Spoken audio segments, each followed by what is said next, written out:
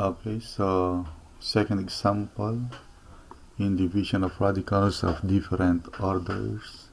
So we have 6 root of x cubed times y to the 5th power divided by cube root of 2xy squared. Okay, so first write in exponential form. So meron tayong x cubed or quantity x cubed times y to the 5th power raised to 1/6. So yung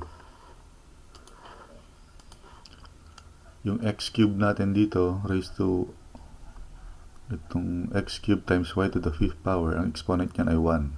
So meron tayong 1 dito na numerator at yung index ay 6. So ang denominator natin dito ay 6. Ganon din sa denominator. So yung 2x y squared, ang exponent niyan ay 1. So meron tayong 1 dito. So ang numerator natin ay 1. At yung index natin na 3, siya yung denominator natin. Okay. So next is we're going to find the common denominator for the exponent. So in that case, or in this case, meron tayong 6 at 3. So multiply natin sa counting number. So 6 times 1 is 6. 6 times 2 is 12. So stop muna tayo dito. So 3 times 1 is 3. 3 times 2 is 6. So, meron na tayong common denominator na 6.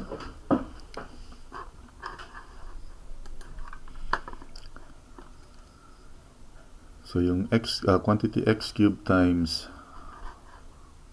y to the 5th power, ang denominator niya ay 6. Ganon din sa baba, ang denominator niya ay 6. So, yun yung common na nakuha nila dito. So, yung 1, paano palabasin? So, 6 divided by 6, that is 1 times 1. Multiply natin sa numerator, that is 1. Dito naman sa baba, 6 divided by 3, that is 2 times 1, that is 2. Okay. So, kung makikita nyo, dito sa part na to, 2xy squared, doon tayo nag-divide din sa tapat niya. Okay, so write in radical form. So 6 root of x cubed times y to the 5th power. Ito yun. So ang exponent natin na 1, tinanggalan natin. So 1 ang exponent nila. Tapos yung denominator, siya yung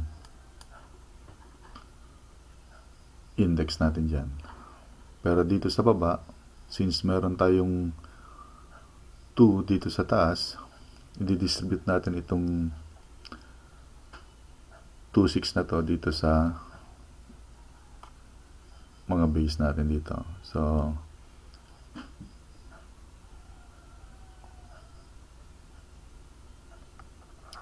two times, yung exponent ng 2 natin ay 1, so that is 1 times 2/6 is 2 raised to 2/6. So, meron tayong exponent na 2.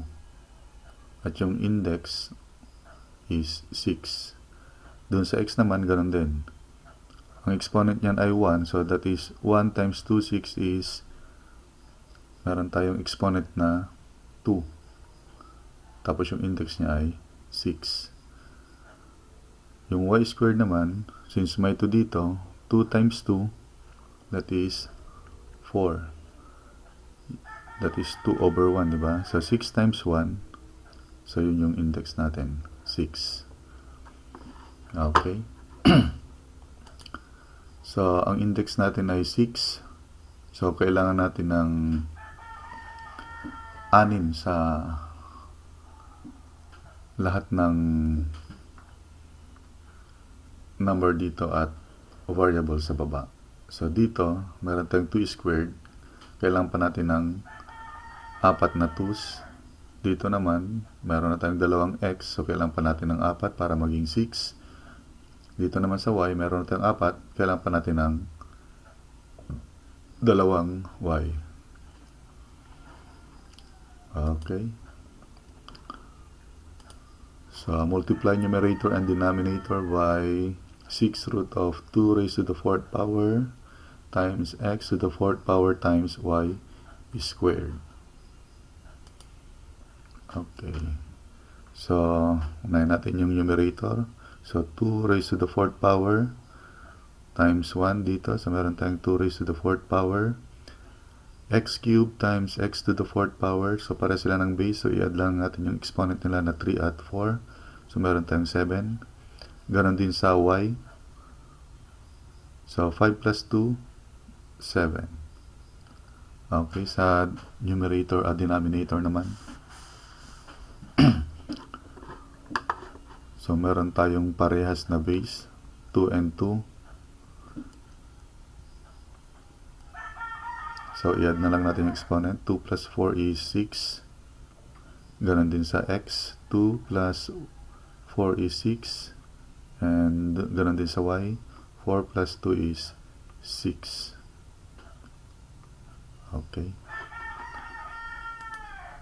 So, take 6 roots where possible in the numerator and all in denominator. Okay, so dito, sa numerator, yung 2 raised to the 4th power, since 4 lang yan, 4 ang exponent natin, hindi natin pwedeng divide sa 6, walang whole number na lalabas, so maiwan siya dyan sa loob pa rin. Yung x naman, meron tayong 7, so 7 divided by 6, 1, so meron tayong lalabas na isang x dito, at meron pang maiwang isang x. Okay. Dun sa y naman, y7, 7 divided by 6 is 1. So, meron tayong lalabas na isang y dito. Tapos, may maiwan pang isang y. Okay. So, sa baba naman, kakancel natin lahat ito. 6, 6, cancel, cancel, cancel, cancel, naiwan si 2xy. Okay, so simplify.